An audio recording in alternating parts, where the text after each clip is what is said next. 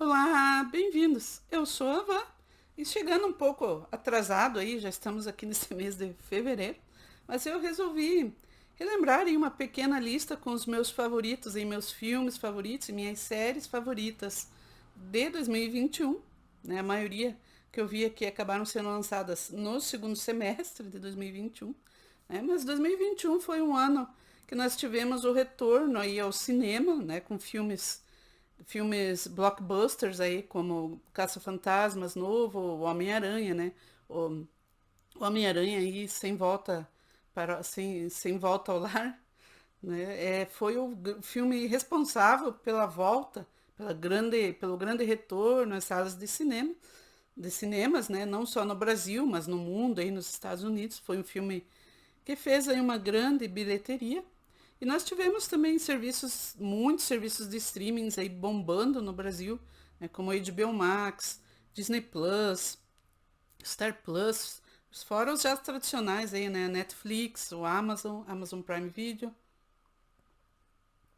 Então, obviamente, eu não assisti tudo, saiu muita coisa aí nos streamings e no cinema.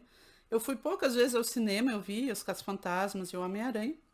Então, o meu critério, é claro, é uma, né, opinião pessoal aí, ou subjetivo, né, conforme o meu gosto, mas tivemos muitas surpresas, muita coisa boa em 2021, até porque muitos filmes que deveriam ter estreado em 2019, 2020, principalmente em 2020, né, acabaram sendo adiados aí por conta da situação, né, de pandemia. Então nós tivemos muitos filmes aí de ficção científica, tivemos Duna, né, que acabou estreando só em 2021, muita coisa aí, o Matrix aí, né, que é bem questionável. O meu principal critério foi o que me marcou mais, né? Eu não sou crítica de cinema, parte técnica, né? Então a minha avaliação é o que me marcou.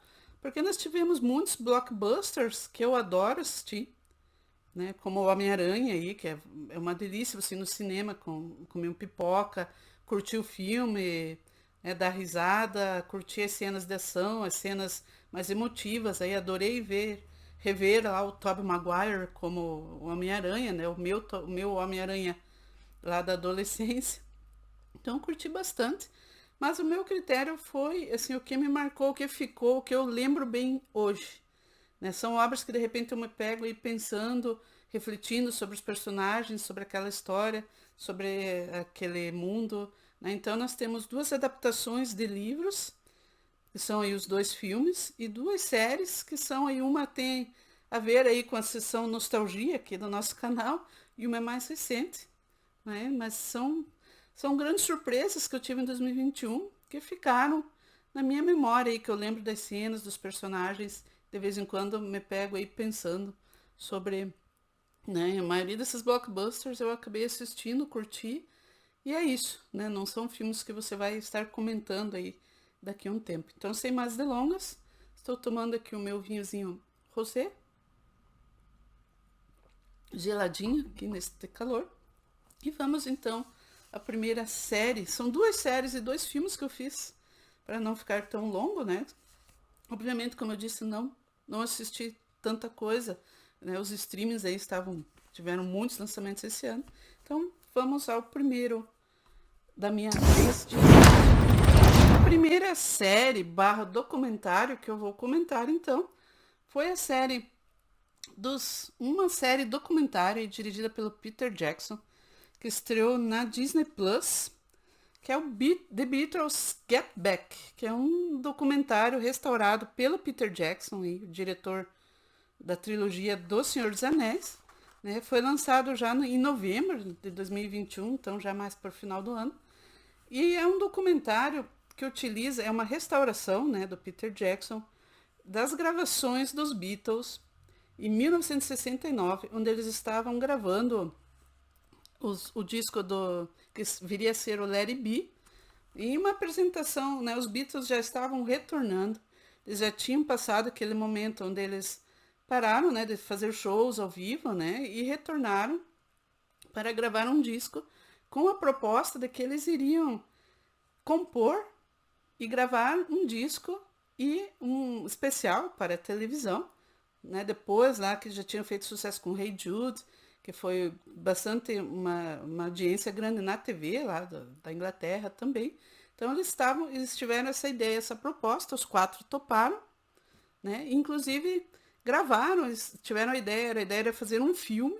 Então eles estavam gravando diariamente, eles tinham um prazo pequeno, poucas semanas para compor um disco, gravar as músicas e gravar o especial para a televisão. Aí os quatro toparam, se reencontraram, e aí nós temos um desbunde, uma delícia que é você acompanhar a banda gravando diariamente em suas alegrias, os nervosismos, né? Um pouco de tensão entre os integrantes, tanto entre eles e quanto a composição, porque eles tinham um prazo, né, para compor e gravar as músicas, e a coisa não estava indo muito bem. Era a primeira vez que eles estavam se reunindo, e depois de um tempo, depois da última gravação, né? E o disco Let It Be acabou sendo o último disco lançado pelos Beatles, né? Depois eles ainda gravaram o Abbey Road em estúdio, né? Mas o Let It Be acabou sendo lançado depois. E nós também tivemos no Let It Be a última apresentação conjunta dos Beatles, né? Que é aquela apresentação icônica lá no telhado, lá do estúdio em Londres, né? Também com as músicas do Let It Be. E acabou sendo o último show dos Beatles juntos, né? Esse documentário, essa série foi aprovada, né, pelos dois Beatles que nós temos hoje, né? Que são o Paul e o Ringo, que aprovaram essa restauração. Aliás, a restauração do Peter Jackson é absolutamente deslumbrante, incrível. É um material gravado em 69 e você tem uma qualidade de imagem e som como se estivesse sendo gravado hoje. Como se os Beatles estivessem hoje em estúdio gravando com as câmeras e o som que nós temos hoje, os recursos. É impressionante. E o material é incrível. Você está dentro da sala, numa cadeira, junto com os Beatles. O John Lennon já numa fase, já curtindo sua carreira, começando a curtir sua carreira solo com a Yoko Ono.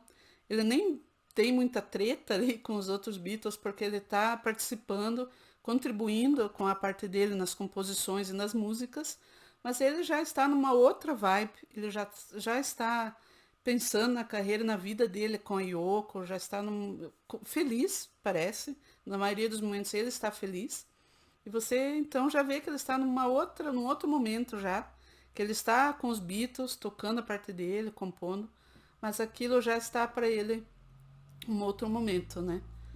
Deixa eu colocar aqui novamente.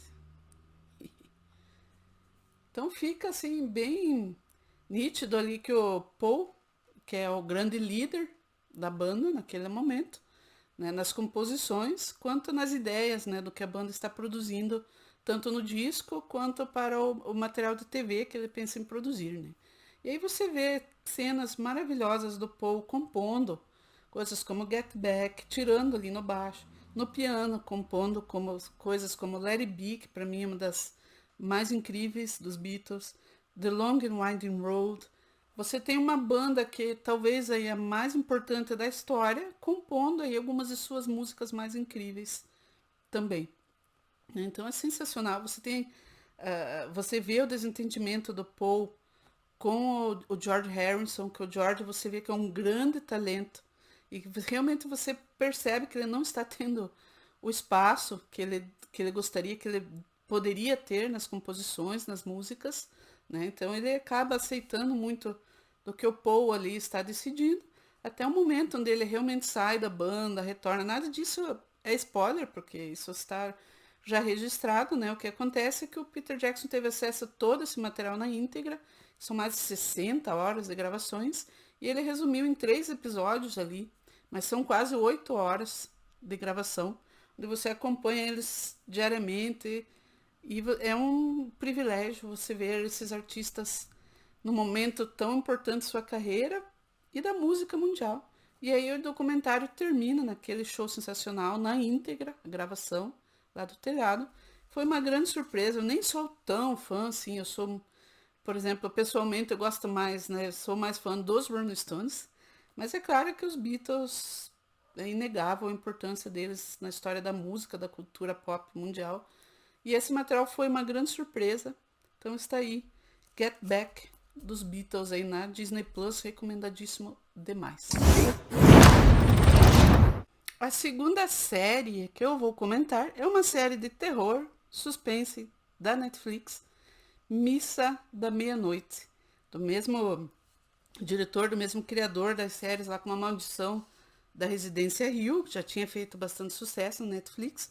E aí ele lançou já em setembro também de 2021, Missa da Meia-Noite, que também é do Mike Flanagan, né, desse mesmo criador e diretor. Então tem até um elenco ali que volta um pouco lá da Maldição da Residência Rio, que eu já tinha gostado, eu gostei bastante da Residência Rio, achei bem, assim, uma linguagem inovadora aí para essas séries, né, de suspense, terror. E a Missa da Meia-Noite também foi uma grande surpresa pela linguagem que ele resolveu, pela temática, pela linguagem que ele resolveu utilizar. Então nós temos uma série de terror, né? Só que ela envolve discussões sobre o fanatismo religioso, né? Nós acompanhamos aí uma pequena vila de pescadores aí que moram numa ilha isolada até hoje, né? Uma comunidade pequena, uma ilha pequena, isolada, com uma população muito pequena, com uma comunidade religiosa, uma igreja ali muito forte dentro dessa comunidade. E aí nós temos a chegada de um padre, que é sensacional para mim, o grande destaque da série aí, que é o Hamish Linklater, que interpreta aí o padre Paul Hill. E é sensacional o que ele chega ali, já muda aquela dinâmica. Nós tínhamos um padre já mais velho que cuidava ali daquela igreja, e com a chegada desse novo padre, nós temos uma mudança na dinâmica. Nós temos também alguns personagens retornando à ilha depois de algumas tragédias pessoais, né? Algumas pessoas que saíram quando jovens e já estão retornando aí na meia-idade, acabam retornando para esta pequena ilha. Temos uns altos e baixos, sim. O último episódio, o final, assim, não é tão bacana, tão legal, mas a série acaba ganhando, assim, no todo, como, né, no geral, assim, principalmente nos monólogos. Eu venho, assim, de uma geração que tem muito... Ao mesmo tempo que eu assistia filmes dos anos 80 e 90 de aventura, de ficção, toda aquela criativa que vem lá dos anos 80, né, com séries como Indiana Jones, Volta para o Futuro, Caça-Fantasmas, que eu já mencionei aqui, que nós tivemos um novo esse ano. Mas ao mesmo tempo, eu assistia muito, principalmente na TV, mas também alugando em VHS, tudo. Eu aprendi a assistir filmes com diálogos, com cenas lentas. Hoje é tudo muito corte rápido, a geração TikTok. São cortes rápidos, cenas rápidas. Eu assistia filmes, aprendia, acostumei com essa linguagem, onde as pessoas conversavam, né, na mesa. Se a pessoa vai tomar um café da manhã, ela faz o café, passa o café, né? Você tem ela fazendo, preparando a comida, enfim, você tem umas cenas com o tempo que elas precisam, os diálogos. E isso tem muito aqui, principalmente sobre o tema, né? Você tem monólogos muito bons, longos, achei corajoso, assim, são conversas longas, dois personagens conversando ali, com cenas bem longas, monólogos longos, sobre, sobre religião, sobre fé, sobre a existência ou não, acreditar em Deus, acreditar numa religião, né, sobre fanatismo religioso. Às vezes até longo, às vezes ele até passa um pouquinho, os monólogos não são tão bons, mas eu achei muito corajoso. Adorei assistir uma série dessa. As cenas de terror e de ação também são legais. Uma série bem produzida, bem dirigida. Gosto do elenco, assim, principalmente ali do padre. São diálogos assim bons. Como eu disse, o final assim é bacana, ok. Mas o legal mesmo é a construção, é você ir descobrindo, né? Você tem alguns pontos de virada, quando você descobre quem é esse padre, quando você começa a descobrir qual é o terror que chegou ali na ilha, né? Como chegou, o que está acontecendo na ilha. Você vai desvendando esses mistérios. Tudo isso é bem escrito, assim, bem desenvolvido. E gostei bastante, assim. Como eu disse, às vezes eu fico pensando aí nas discussões do que eu assisti, e essa série tem muito disso, né? Vocês discutindo ali principalmente o tema fé, religião, gostei bastante. E Missa da Meia-Noite da Netflix. Já são o primeiro da Netflix. E agora eu vou falar dos 2 filmes que também são da Netflix. E aí nós chegamos ao primeiro dos 2 filmes que eu vou comentar. E rapaz, esse aqui foi uma pedrada também. A Filha Perdida da Netflix. Primeiro filme, direção aí, estreia na direção da Maggie Gyllenhaal, que é a irmã aí do Jake Gyllenhaal, né? Baita ator aí. A Maggie Gyllenhaal estreia na direção, gosto dela muito como atriz também. E aqui nós temos a adaptação do romance de mesmo nome, né, da A Filha Perdida, baseado aí nesse livro, no romance. Esse aqui estreou no finalzinho, literalmente no final de 2021, e que foi em 31 de dezembro que estreou na Netflix. E foi outra surpresa também. Um filme, claro, baseado neste livro, que eu não li, mas baseado aí nessa história, eu achei impressionante, sim, corajosa também, uma história corajosa e sobre maternidade, né? Nós temos aqui, como eu disse, assim, eu gosto muito de filmes blockbuster, filmes de ação divertidos aí, de você comer a pipoca, se divertir, mas eu também sou de assim, assisti muito, desde lá da infância, da pré-adolescência, filmes sem efeitos, filmes com uma história, com personagens, com diálogos, com cenas que se desenvolvem no tempo que elas precisam, né? Não sou essa geração de cenas só de cortes rápidos. E aqui nós temos a Olivia Colman, uma atriz sensacional que está aí no papel da Leda, que é uma professora universitária aí já na meia-idade. Vai tirar ali alguns dias de férias numa ilha da Grécia. Então você já tem cenários sensacionais, né? Um cenário lá nas praias, lá nessa ilha da Grécia, que é lindíssima. Você tem a atuação da Olivia Colman, que é brilhante, mas a direção aí bem acertada da Gyllenhaal.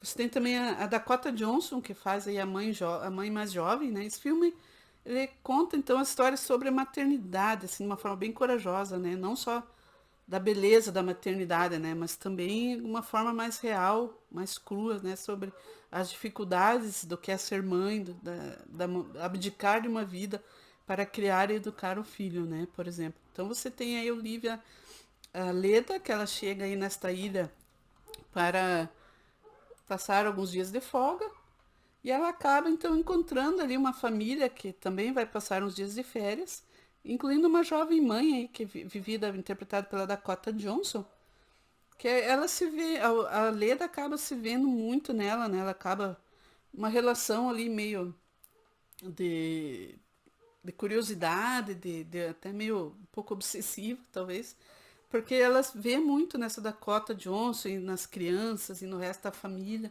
Ela vê um pouco do que ela passou de quando ela era jovem e foi mãe, né? Teve a maternidade bem jovem. E você vai descobrindo então sobre o passado da Leda, né? Sobre o passado dela com as 2 filhas dela, a relação, o que aconteceu, que ela, né, tem ali uma espécie aí de um trauma, de um pequeno segredo que ela tem com as filhas dela. E também a Dakota Johnson, você vai descobrindo, né, o que ela é uma interpretação muito boa também. Como as dificuldades dela, da filha pequena, ela acaba tendo ali um caso ali com alguém da ilha que a Leda acaba descobrindo e acaba sendo um pequeno segredo entre as duas. Então você vai acompanhando essa história de uma forma muito humana, bonita. Você vai descobrindo ali o passado da Leda, né, toda essa interpretação sensacional da Olivia Colman, assim, a parte emotiva, a história, os diálogos. Filmes de adulto para adulto, muito bom. Tem o Ed Harris, que é um ator sensacional. Tem uma cena lindíssima que eu achei, que ele vai lá no apartamento onde ela alugou, né, para... Ele é o locatário lá, meio que o zelador desses apartamentos onde ela alugou. E ele vai lá preparar um jantar, um polvo, e aí os dois conversam, acabam só sentados lá no sofá conversando. E isso depois de algumas cenas tensas que já aconteceram.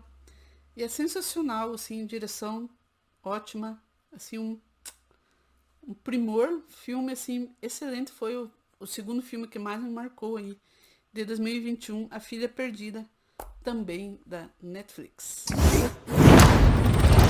Concluindo então com aquele que para mim foi o melhor e mais marcante filme que eu assisti em 2021,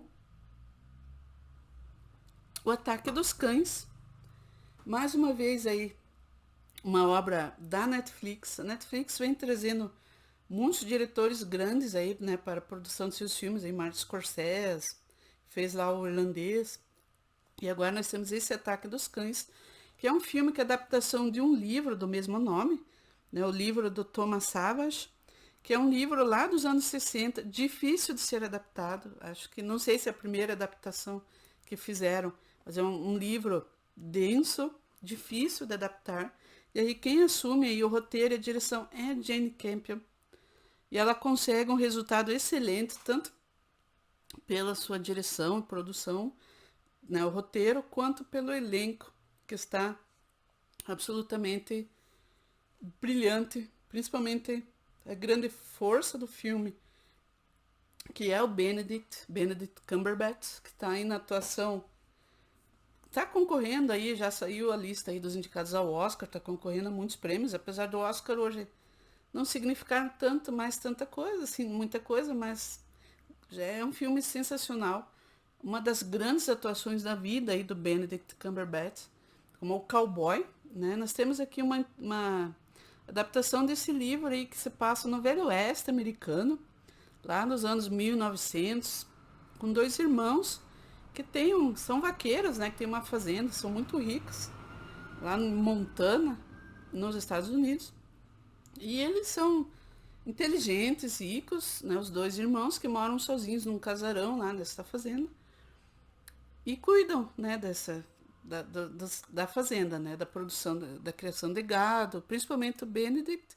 Nós temos os dois irmãos que eles são opostos, né? O Benedict é um cowboy que gosta de lidar ali com os animais, selvagem, uma pessoa muito, não só rústica, assim, mas realmente até meio cruel, assim, na forma de tratar as pessoas, né? E o irmão mais novo, ele acaba sendo um irmão mais tímido, não necessariamente, né? Ele é mais culto um pouco, assim, tem um pouco mais civilizado, e ele gosta, né?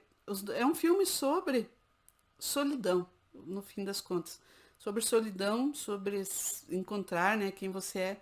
É um filme que não tem respostas fáceis, né? É um filme longo, lento. Algumas pessoas eu sei que não gostaram, porque acaba sendo um filme meio lento, onde você vai descobrindo as camadas, você vai descobrindo quem são esses dois irmãos, por que eles estão na fazenda, onde estão os pais, né? Qual a relação entre os dois, os segredos, principalmente ali do Benedict Cumberbatch, né? Como os segredos que ele tem do passado com aquele que foi o grande tutor dele ali, como cowboy, né? Que ensinou ele a vida ali de cuidar do gado, cuidar da fazenda. Mas ele tem sim um segredo no passado dele, que ele esconde. E o irmão mais novo acaba então se casando com uma viúva que tem um filho, né? E isso muda a dinâmica da fazenda, né? Os dois irmãos moram sozinhos, inclusive dividem o mesmo quarto. Os dois moram numa casa enorme e os dois dividiam o mesmo quarto, que parece ainda o quarto de infância lá. Então é uma situação um pouco, você fica intrigado do começo de quem são aqueles dois, por que eles vivem dessa maneira. Você vê que eles têm estudo, né? O Benedict Cumberbatch, ele sabe tocar instrumentos, ele tem uma faculdade, você descobre que ele é formado, e ele escolheu meio que essa vida ali do campo, né? Apesar de serem ricos, eles têm uma vida de cowboy ali, de peão boiadeiro mesmo, né? Então eles estão, só que com esse casamento do irmão, inclusive, quem faz ali a Kirsten Dunst, que faz a esposa dele, sensacional também. E aí, quem é a força da fazenda e do filme é o Benedict. E quando a esposa do irmão chega para morar junto com eles na casa ali e na fazenda, isso muda toda a dinâmica. Inclusive o filho que ela já tem de um marido que se suicidou aparentemente, né? Ela é viúva aparentemente um marido suicida, ela tem um filho adolescente que está para ir para a faculdade, tem trejeitos, assim, é bem sensível, afeminado, não esconde isso, né? Ele, inclusive, você vê que elas, quando eles se conhecem, ela está tocando uma pousada em um restaurante, e o Benedict Cumberbatch acaba sendo muito grosseiro com ela, com o filho, quando eles estão lá todos juntos com o cowboy, com os cowboys todos jantando e fazendo uma festa, lá uma celebração. Então isso acaba, você vê já a relação entre eles, a personalidade de cada um, e aos poucos você vai entendendo a dinâmica, quem é essa mulher, quem é o filho dela, como são os dois irmãos, o que eles estão fazendo ali. Depois os pais aparecem, né, para visitar. E aí você vai descobrindo os segredos. É um filme, como eu disse, não é um filme fácil ou de respostas fáceis. Você vai descobrindo e ficando intrigado ao longo do tempo.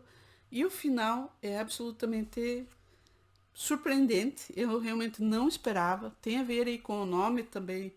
Essa Ataque dos Cães tem a ver com uma passagem bíblica e uma expressão americana, mas uma passagem da Bíblia, né? E o final, para mim, foi uma grande surpresa, né? Eu não li o livro, então foi uma surpresa o final. Achei, assim, que vale a pena você investir na história, investir nos personagens. Quando você entende, ele descobre o que aconteceu no final e volta para entender o que aconteceu já, quem são aqueles personagens antes. Eu achei excelente. Foi o filme que mais me marcou. Porque um filme que eu fico, às vezes, lembrando aí, pensando sobre aqueles personagens e aquela história e o que aconteceu. Então, a Netflix, para mim, foi. Aí, apesar de que eu assisti muita coisa na HBO Max, por exemplo, teve o Mare of Easttown, que foi uma série excelente. Teve a Disney Plus com essas séries aí, Star Wars. Teve muita coisa, séries da Marvel. Tivemos aí o Star Plus, que eu reassisti muita coisa. Star Plus tem todos os filmes lá da 20th Century Fox. Então eu reassisti filmes aí que eu adoro. Né? Assisti muita coisa de streaming. Faltou assistir muita coisa, né? Essa é a minha opinião pessoal, mas para mim o melhor filme de 2021 para mim foi Ataque dos Cães, aí da filme da Jane Campion, principalmente aí com destaque o Benedict Cumberbatch, que eu imagino que deve ganhar todos os prêmios aí, o Oscar e tudo mais, que ele está numa atuação impressionante. Bom, estes foram os meus filmes favoritos e as minhas séries favoritas aí 2021. Claro, comente aí quais os seus filmes e séries aí que mais marcaram e quais foram as surpresas que vocês tiveram em 2021. Eu assisti mais coisas, reassisti muitas coisas. Voltei ao cinema, né? Assisti o Ghostbusters, Homem-Aranha, o Mônica, Turma da Mônica, Lições, que eu gostei bastante também. Achei um filme bem bonito. Mas esses foram os meus favoritos, né? Como eu disse, isso é claro uma opinião pessoal, subjetiva, mas foram os filmes que eu mais gostei e que mais me marcaram. Foram filmes assim, fico feliz porque o cinema está cada vez mais voltado para o cinemão pipoca e para os blockbusters que eu adoro.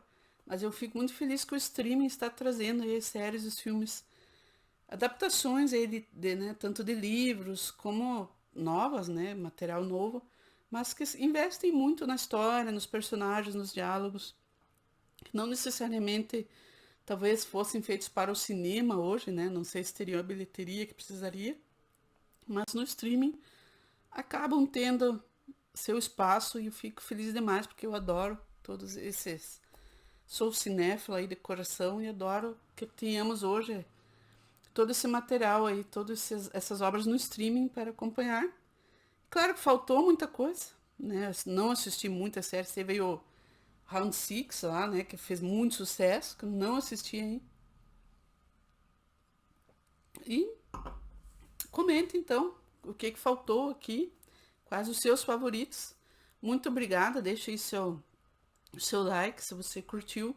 Se você gosta aqui do nosso canal, né, assine o canal também. Muita gente que está acompanhando, assistindo, não assina o canal. Então, se você curtiu, assine o canal para acompanharem os próximos vídeos. Né? Eu falo também aí de games, aí, filmes e séries, principalmente nostálgicos, né, lá dos anos 80 e 90. Mas também, como no vídeo de hoje aí, comentamos também as produções novas. Obrigada, você que assistiu o vídeo até aqui. Beijo no coração de todos. Até o próximo vídeo.